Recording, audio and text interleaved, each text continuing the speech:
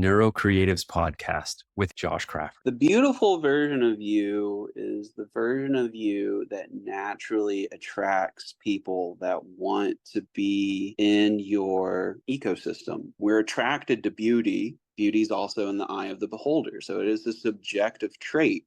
But it is a quality of you that you almost need to polish so that it can shine through. And the only way it's going to be able to shine through is that you do have to share those parts of yourself that feel maybe like you should not share. All your interests and your skills and maybe the projects you've been hoarding for a long time. Those are the things that you do ultimately have to share. If you want to connect with people, you have to be willing to be vulnerable. I think if you're not used to acting authentically in your life, you're used to manufacturing a version of yourself that's palatable or tolerable for people around you, it's very scary to start acting in a way that feels more authentic to who you are. Welcome to the Neuro Creatives Podcast with your neurodivergent host, Josh Craft. This is a positive podcast where we believe in no judgment of self and of others. We remove the societal stigmas of can't and don't by focusing on strengths, mental wellness, and empowerment. Together, we are building a culture of safety and inclusion where no one has to mask.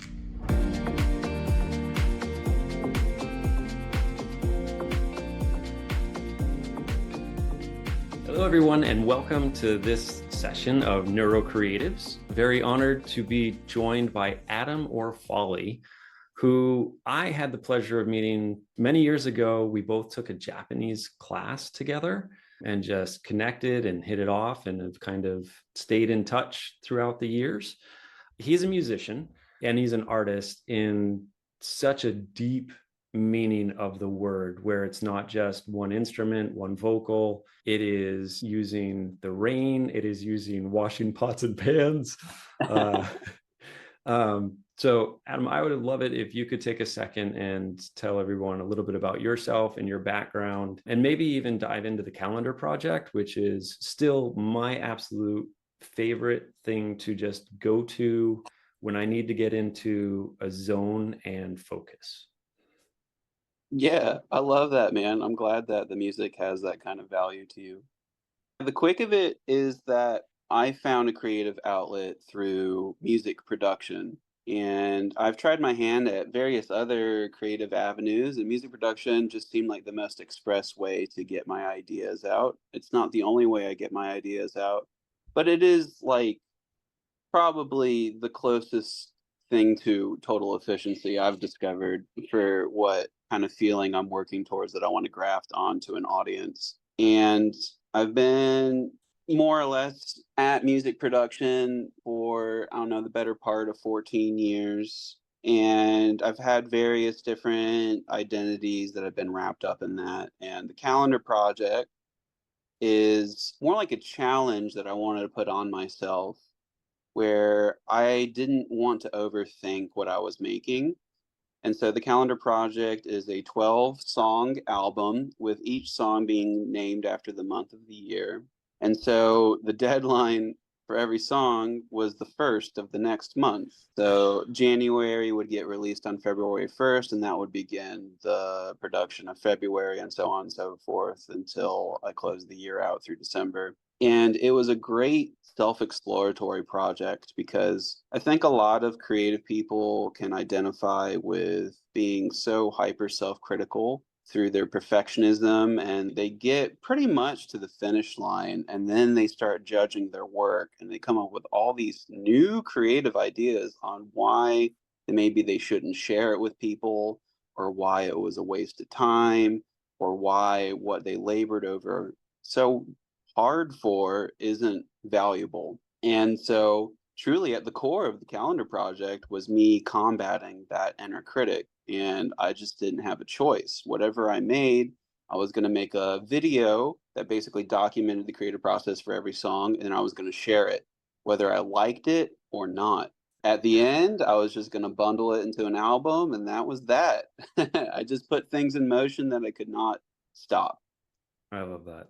Yeah, you're talking directly to the audience there, because a lot of us will struggle with completion of deadlines and is it good enough? And that pursuit of perfection, there's a quote, I can't remember it, but it's something around perfection prevents greatness. It's like you release something great and it is awesome. And I love it. And I didn't know that was the process. So thank you very much. It's super interesting sharing that. The other thing is I went and I listened to it first before I realized that there were videos. So it's under Feverkin, Feverkin. If you're looking for it on Spotify or anywhere else. So calendar project under Feverkin. I listened to it first and I'm like, wait, is that rain? I'm like, wait, is that a pot and pan? And then when I went back and watched the video, I'm like, oh, this is fun. Yeah, you were correct. Yeah. Yeah.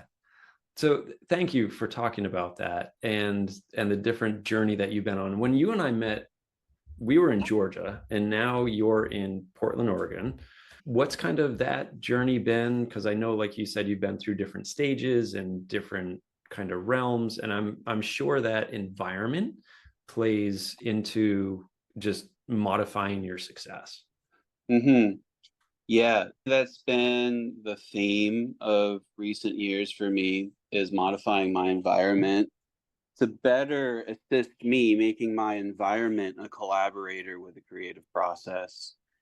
I found myself in Portland from Georgia via Los Angeles. I made the move to the West Coast pretty much a year and a half after we started taking Japanese classes together. And I originally made the move to the West Coast, to Los Angeles specifically, because I thought that's where one needed to be to find success in the music industry. Even though I found some in Georgia through the internet mainly, I thought maybe Los Angeles is where I needed to go. Unfortunately, I landed just in time for COVID, and I was just paying a bunch of rent to keep doing what I was already doing in Georgia. So I found out that maybe I didn't need to be in Los Angeles because I still was seeing both progress and stagnancy within myself and the environment I found myself in, which was great. I was living with other music producers, so we were kind of sharing the load and we kind of trauma bonded through COVID, but we were kind of looking at it from the same perspective of a bunch of nerdy dudes on their computer that bleeped and blooped. Los Angeles ended, and then I always wanted to have the life experience of moving to a city where I didn't know a soul and living on my own without roommates. So it's not that I necessarily picked Portland specifically because of Portland. Portland just seemed like it had all four seasons. It seemed like a cool city, and it was more affordable than Los Angeles for me to live on my own. So that's how I found myself in Portland.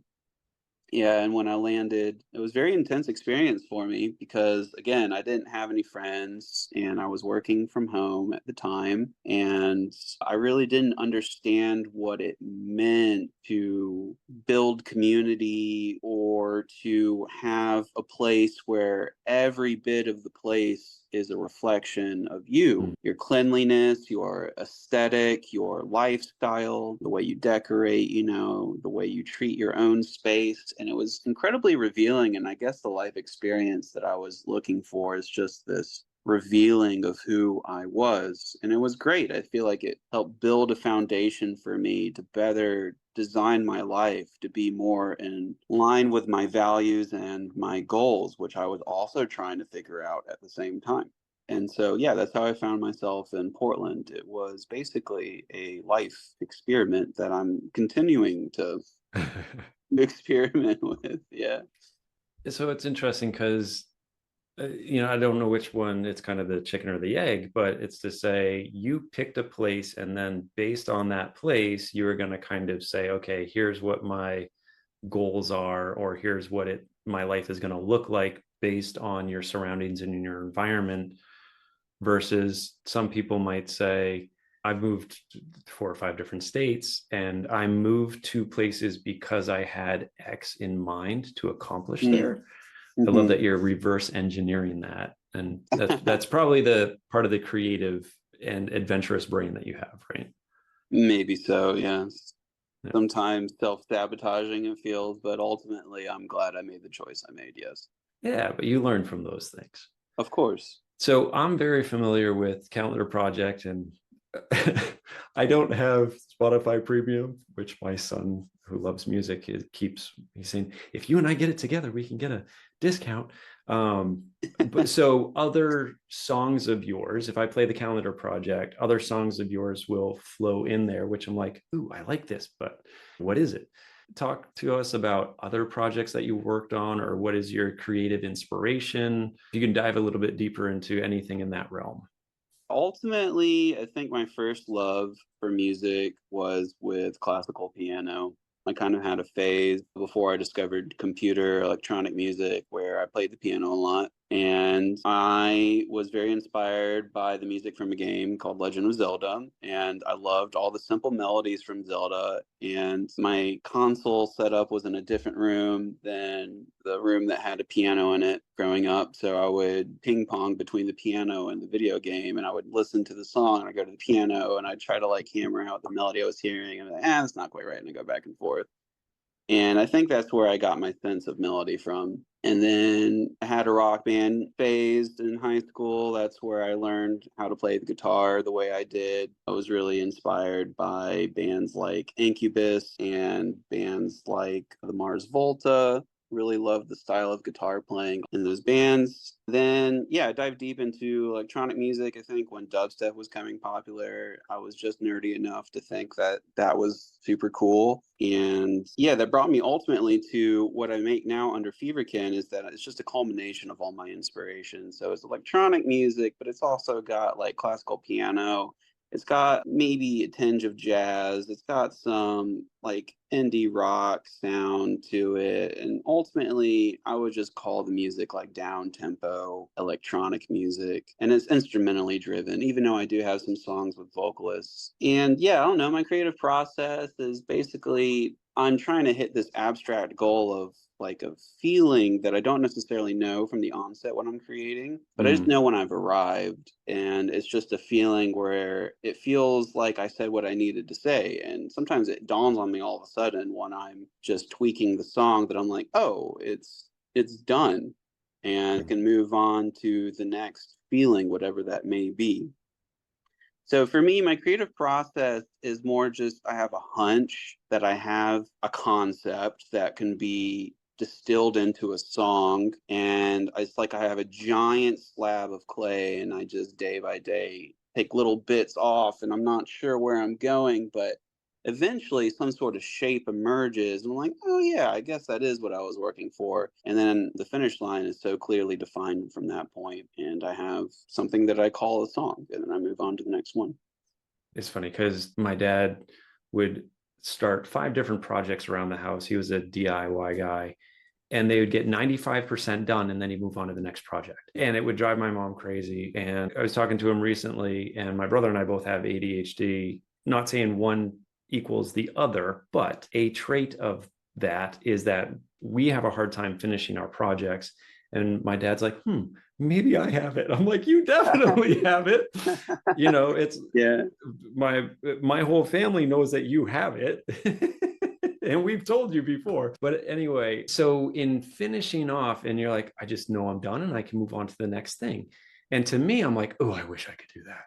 So I'm looking for like a little life hack, or if there's something, where is it good enough or great to be able to say, yep, let me put a pin on it, let me tie it up with a bow and move on to the next thing. That's a great question. I think there is no shortcut. Unfortunately, it is a muscle that must be strengthened, and the only way to strengthen it is by finishing things. And I think even when you have an idea, I know we just talked about it's a classic trope among people that have creative projects that they want to judge it as not good enough. I think even when you do have those projects that you feel that way, I think it's so important to follow through. And ultimately, every step of the creative process is a skill. So I can only relate to it maybe through songwriting at best. There's multiple stages of songwriting. And in music production, there's more stages like mixing, there's sound design. And each one of those steps, songwriting, the sound design, the arranging, and ultimately the finishing are each skills that you hone. So you know when a project is done because you've just finished projects so much, despite the fact that you like them or not. That's not important. The important part is that you finish them despite what you Mm. feel. And then that helps clue your intuition on future projects. And Yes. my next album actually is kind of on this topic. So I'm working on another album called Through the Night into the Morning. And it is a collection of songs that I have abandoned from years Oh, ago that I'm revisiting to now finish. A bunch of them are hovering from 70% to 90% done, but I let them go. And now I'm revisiting it with a perspective where it's like I'm almost collaborating with like a younger version of myself, but an older version of myself. Now I'm finishing the songs, and it's hard because now I know why I dropped them. mm, And this project has been immensely helpful for me discovering new inspirations that I didn't earn because I did abandon these projects. So I would say, to answer your question succinctly, the way you know a project is done is by just finishing it, whether it feels like it's finished or not, whether you want to share it or not. It's not really so much important. It's just the act of finishing strengthens your intuition and knowing when something is done. very well said. And you had touched on sometimes we have self-doubt, or sometimes we have a feeling of less than when we're going through work. And you and I had talked previously about, you said there's a more beautiful version of you on the other side of getting through that. Can you dive into that a little bit? Yes. The beautiful version of you is the version of you that naturally attracts people that want to be in your ecosystem. We're attracted to beauty. Beauty is also in the eye of the beholder. So it is a subjective trait, but it is a quality of you that you almost need to polish so that it can shine through.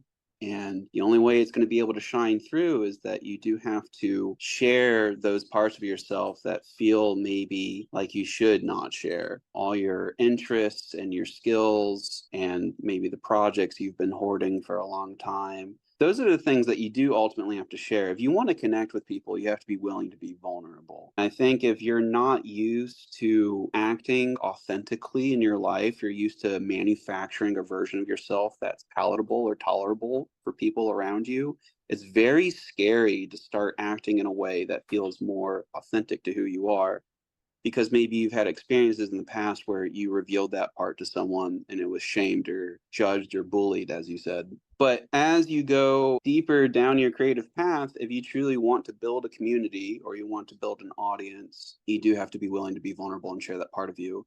And I call that part of you a beautiful part of you, because all the people that I have gravitated towards in my life, I think are just beautiful souls. And I'm so thankful they're here, and I'm so thankful to have them in my life or in my ecosystem, or to be able to be inspired by them, challenged by them, and able to just be who I am authentically, so that I can almost know if I'm acting out of a will that is pure or acting out of a will that is maybe covered by fear or doubt or shame. So I suppose that's what I meant by there's a more beautiful version of you on the other side.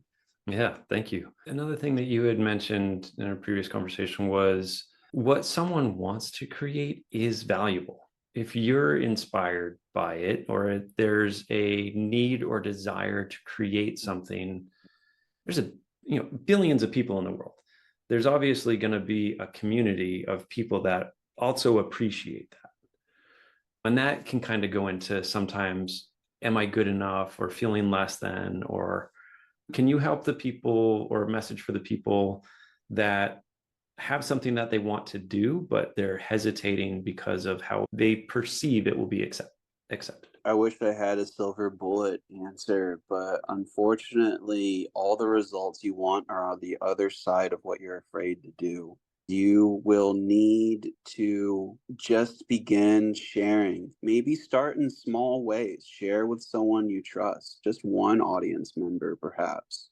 Start with what feels comfortable, but also maybe is a step in the direction that you ultimately want to go, which is that you have the feeling that when you do finish something, you have something worthy of being shared. But that is a state of mind that I, at least in my experience, had to fight to earn. I didn't naturally always feel like everything I made was worth sharing. And even still, songs that have some degree of traction online or with people who have even told me in person that the music means a lot to them, I still in that moment have to battle a feeling of like being suspicious of them, which is crazy because there's no agenda that a total stranger would have in saying that I found a lot of value in what you made. So, no one is free from imposter syndrome. And at any point down the path, it'll rear its ugly head. If you're struggling, if you feel like you have something you want to create, but you feel like it's not worth it because maybe other people are better than you, or you feel like what you have to say really doesn't matter, or it's been done before and you think you're just doing it worse. Those thoughts seem convincing if you've never stood up against them. If you've never actually fought against those thoughts, they seem like they're the truth, but they're not. And the only way to fight those thoughts is to prove it wrong by taking action. For instance, let's say you want to draw, but you have all these negative thoughts, maybe like people are better than me at drawing, or at this point, AI is just going to take over. There's no point in for me to like draw at all because AI is going to draw. Whatever. You're robbing yourself of the joy of creating. And it doesn't matter really. Ultimately, what you're doing is you're stealing something good from you because it's much safer to be afraid. Ultimately, it's much safer to stay small than to actually grow into the person that you're meant to be. There is no shortcut. The only way to do it is you have to stand up to those thoughts. And the only way to stand up to those thoughts is to take action despite the feeling that you may have. So despite the feeling that you suck at drawing, you're drawing anyway. Despite the feeling that you think no one will find value in it, you're sharing anyway. And maybe at first you'll find reasons to validate those thoughts, which again, I think is common. I think it's also part of the experience of growing into who you are, is that every step you take, the negative thought finds a different form that sounds convincing. It sounds convincing, but it's not the truth. I'm here to say that I fought through all those negative thoughts, and I am now, after many years of doing this, finding a version of me that is just so happy to be making music, whether it sounds good or not, whether people approve of it or not. I have found within me the joy of making music. And I did not always have that. Even through the calendar project, I didn't have that. That's why I put those external deadlines on. But I think that project helped me find this version of me because I just got so used to creating despite the feelings that now I know that those feelings are a lie. And I'm doing what I want to do despite any fear I might have. That reminds me of a saying where someone said, just get out your first shitty draft. Just get it out there, get it done. Everything that you had said to build on, to build that muscle memory, to build that experience, to know that it's okay to have a shitty first draft out there because it might not even be that shitty. It might not be. It might not be. You might make something that just stinks, but someone loves the way it smells. I think every time you're in a corporate office and someone is using the microwave, there are people that love it and there are people that hate it. It's like, it's funny because I think in either bumper stickers or t-shirts or band names or book names, and you're just like, the joy of creating. And I'm like, man, that can go so deep because you don't have to necessarily put it out there for yourself. Like the painting that's behind me that we were talking about. And it's like, I did that, but then it was a choice to, do I hang it up? And I did it. And I was like, I really like that. And I think I told you, I did it, art class when I was in school.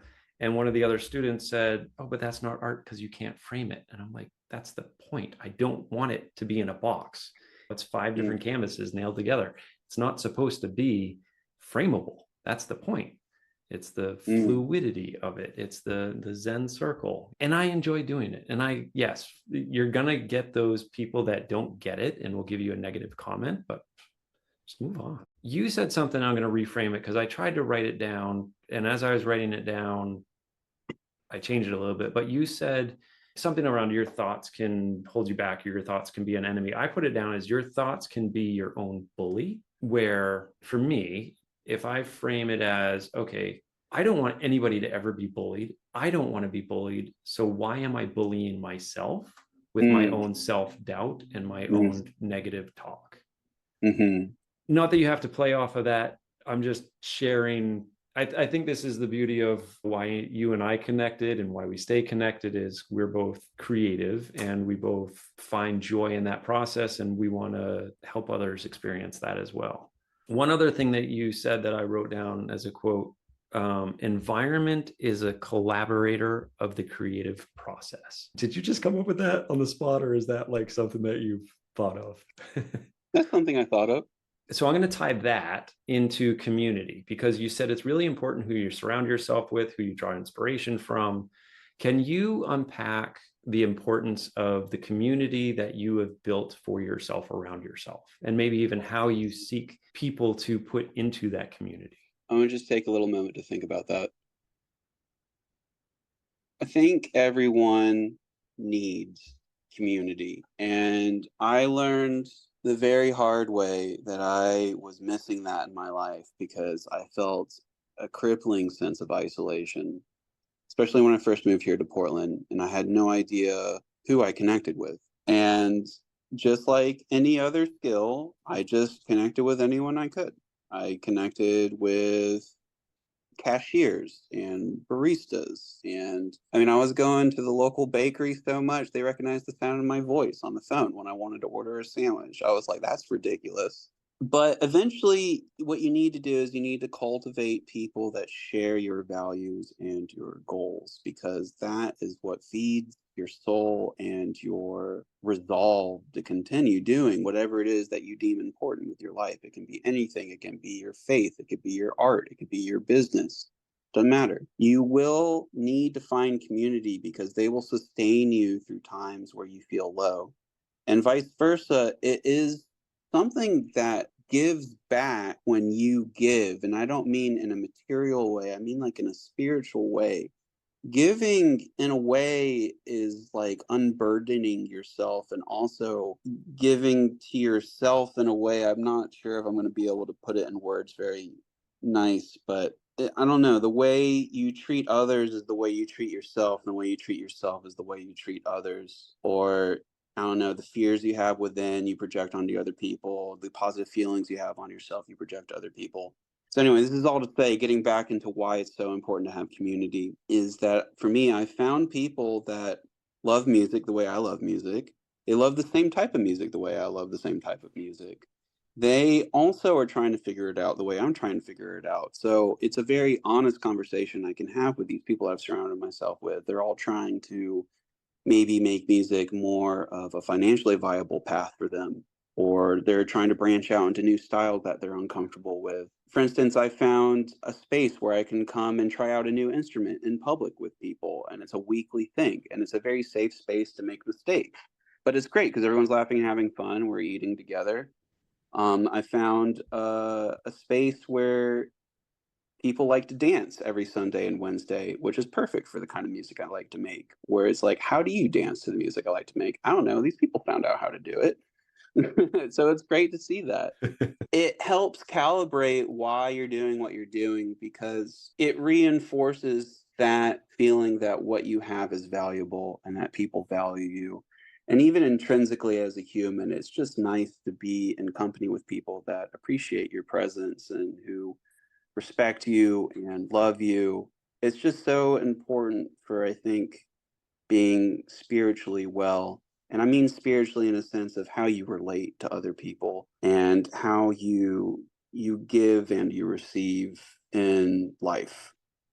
So community is a way of being that, oh man, I don't know how to say it. There's something that wants to be said, and I'm not saying it correctly. Oh, take your time. This is great. Take your time.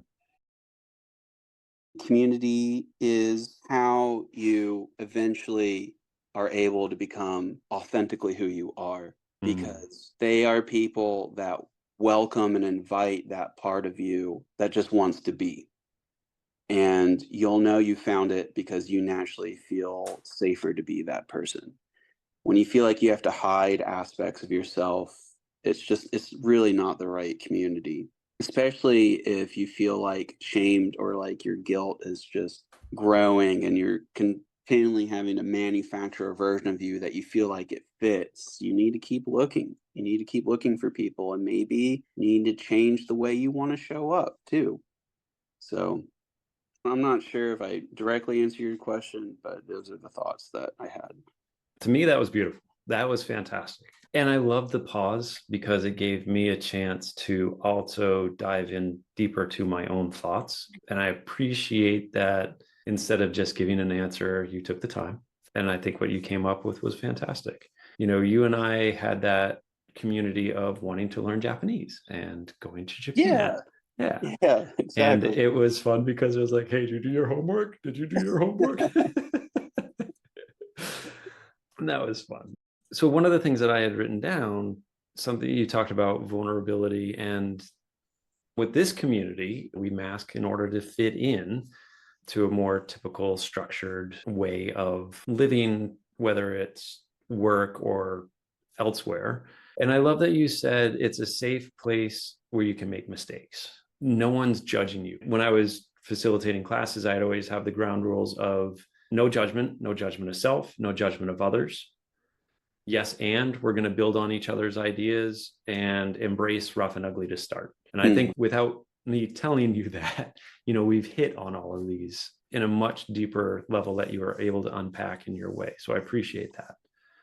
One of the things I wanted to also roll back to just navigating your thinking and your feelings. I think I've kind of skirted around the topic. I mean, navigating your thinking and your feelings means that you're carving out time for yourself. And I think that can feel weird because, at least in my own life, I feel like I've always had to give priority to other people's demands and time because if I'm to just be real with myself, I just didn't think my own demands and my time were valuable enough to make a priority for. And so I spent too much time trying to be doing things for other people.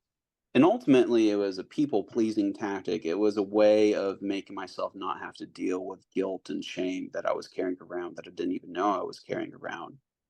And it wasn't until I started saying no to things, I started saying no to people's requests to do favors, started saying no to going to social functions because I was not making time for my music. I was not making time to just sit and be alone with my thoughts. And I think one of the first barometers that I was having a problem is that I was starting to get angry all the time for reasons that I just couldn't figure out why. I was like, why am I so angry? Why is everything getting on my nerves? And I think that was a part of me that was calling out to me, almost screaming, pitching a tantrum, that it's like you're not spending time with yourself. And so when I say navigating your thinking and feeling, for me, that looks like journaling in the morning. There's a really great book, I highly recommend it, called The Artist's Way. Have you heard of this book? No, I haven't. Let's talk about it. Yeah, it's from the 90s, I believe. It's been reprinted time and time again. A bunch of musician friends of mine throughout the years and in different ecosystems have all recommended this book. Eventually, one day I was like, all right, I'll just go to the bookstore across the street. I'll check it out. I'll see what's up with it. And basically, it's a creative recovery book. It's like a 12-week program that you self-enlist in. And there's just a bunch of creative exercises, and the chapters are all about recovering a sense of yourself that was lost. So, like chapter one, I have the book right here on my desk. Just for instance, like chapter one is recovering a sense of safety. Chapter two is recovering a sense of identity. And then another random chapter is week 8 is recovering a sense of strength. And the book, maybe it has some language that might be a little woo-woo for people, but ultimately the core of the book, there's two things, and they both have helped me kind of figure out who I am. So the book says that every morning you do something called the morning pages, which is you just write stream of consciousness and you don't judge what you write. You're just whatever the thought is, you immediately put it on paper. You're not wondering if the thought's worth putting paper on or not. So you get in the habit of doing that. The other thing the book talks about is this concept called the artist state. So this book is saying that your artist is like a childlike version of you that needs nurturing. And so you need to basically take that part of you out on a date, not with other people, but just like do things that you like to do because you think they're cool. for me, that was a weird concept to just like do things on my own because I thought they were cool. I always thought I needed to like have someone come with me to almost like validate the thing I wanted to do was worth time. So it is a way of validating your own interests and your own time. I know it feels kind of funny to talk about, but it's the truth, It's navigating how you feel and how you think ties back into our topic of community, because when you are more aligned with what you like and what you don't like and what you stand for and what you don't stand for, that is your clue on where to find community. If you're always trying to do things for other people, it comes at the cost of you. And when things come at the cost of you, you can't really contribute too much. And people also can't contribute to you because you're masking, as you said. It's just another fabrication of who you are that's trying to keep you safe. The way you actively address that is you need to first start with something that feels comfortable. And for me, what felt comfortable was being on my own and getting all my thoughts down on paper in a way where I was not afraid of what the thought was, because there's no one else to judge it. It's just me. So when I say start with small steps, for me, small steps was just saying no to going out for something in the morning and staying put and just spending an hour in silence with myself and my journal. That is ultimately, I would say, what's helped me figure out what my next album is. It's helped me figure out which event to go to, which people whose contact information I should exchange with, and which relationships I should deepen, and which relationships maybe I should step back from, honestly. So that's what I mean by that. Thank you for sharing. Really great stuff. I miss our conversation. We never went this deep in Japanese class. I don't think we had the time. Yeah. But I knew it was there, and I appreciate you sharing it. I want to make sure that people know where they can find your music, where they can find out more about you. I can put a link to whatever you want in the show notes, but go ahead and let people know where's the best place to find out more about you, the music, and the art that you're putting into the world. Yeah, cheers to that. So my artist name is Feverkin, fever like a head, fever, and kin, K-I-N, like family. It's one word.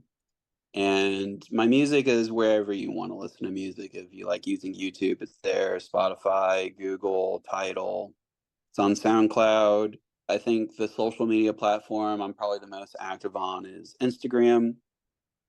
Usually updates about what's going on there.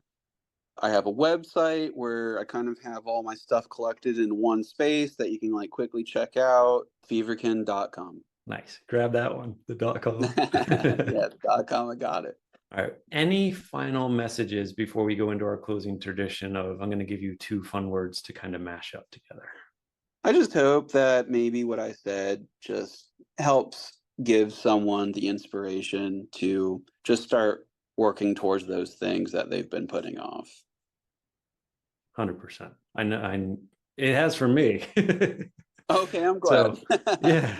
Like I sometimes take notes, and I've got a bunch of really good little tidbits that I wrote down and I'm taking away. I'm glad to hear that. Yeah. So when I was facilitating corporate learning and development, we'd always have an icebreaker. One of my favorite ones was a 2-word mashup, where you write down 2 words and then you hand them to the people next to you. So everybody ends up with mixed mash of words. And then you got to kind of make some sensical sentence or statement out of it. So the 2 words that are left for you were oatmeal and monkey. So how do you get a sense of community or art or creativity out of oatmeal and monkey? Well, I mean, dude, oatmeal is one of my favorite breakfasts because it is such a blank canvas for all the seasonings that you can put in one place, and you can just go ham. Like, oatmeal for me means I can go to the spice rack or the grocery store and just pick up weird things and throw them in a bowl, and the vehicle is oatmeal. Oatmeal is the vehicle for new flavor palettes that I can then incorporate into like dishes. So yeah, oatmeal great safe space to try new things in the culinary space. A monkey. I never thought of that. That is brilliant. It's like, okay, what is the best, like you said, vehicle to try new flavors? And then you know how oatmeal tastes. So if you taste this new flavor in oatmeal, you know how it will incorporate to fish or chicken or vegetables or something Yeah, else. That's make brilliant. savory oatmeal. Put cheese in it. Put jalapenos in it. Put, I don't know, smoked paprika and black garlic in it. Just have a good time. You know what I mean? It's oatmeal, right? Yeah, it's oatmeal, like whatever. And if it sucks, it's just oatmeal. It's like Right. not a big deal. Yeah. And then Um, monkey. yeah, monkey. Dude, monkeys are just chilling, man. Like they're just out there living their best life. They're basically naked. They're eating bananas like bananas are a Michelin star experience every time. And I love that. It's just like monkeys know what they want. They're just doing what they Mm. want. They're not too concerned about what being a monkey is. Although I think there is like some sort of like I think monkeys do ostracize monkeys, and there's anyway, we're not going to go into that. Monkeys. I think it would be good to be a monkey, man, just like swinging from tree to tree. They live in community as well, Yeah. and that's how they survive out there. I mean, I don't think being a solo monkey is going to go too well. No. So they're just having a good time, man. They're just like picking the bugs off each other's backs. They're eating bananas. Like, I don't know, dude. I'm down. I'm down to hang out with people and eat bananas. I'll join a banana eating club. Yeah, it's almost like if you could be a animal for a weekend just to go and have a fun, different, chill weekend, it's like monkey would be a good call. Monkey's not a bad call. I would, Yeah. if someone's like monkey would be my weekend, I'd be like, dude, that sounds like a good weekend to me. So 100%. Yeah. All right. Can you put the two together? Oatmeal and monkey. I would be curious what would happen if you give oatmeal to a monkey. Like, would it change their social hierarchy? Would they build things differently? Would they discover fire on their own if they had oatmeal? Like, It could be that key that unlocks everything, you dude, know? maybe oatmeal is like the thing they've been missing their whole life and It they just didn't know it. it'd be So banana oatmeal. banana, which is a good time, by the way. Oh yeah. Banana and peanut butter, like no brainer. We all know banana and Yeah. peanut butter work together. Put it in oatmeal. Yeah. Adam, this has been awesome. Always great talking with you. Thank you Yeah. for going as deep as you did and sharing about your work, your art, your community, and how you build it. And thank you for the quote of environment is a collaborator of the hmm creative process. That's hmm beautiful. Yeah. Yeah. So pick a good one. Pick a good collaborator, one that you work well with. Love it. All right. Thank you so much. Appreciate having you. Yeah. Thank you, Josh. It was great to be here. Thank you so much. Thank you so much for listening. You are honestly the reason that this podcast exists. If you'd like more information on today's guest, please see the show notes. Also, add a comment to let us know your thoughts. And please subscribe.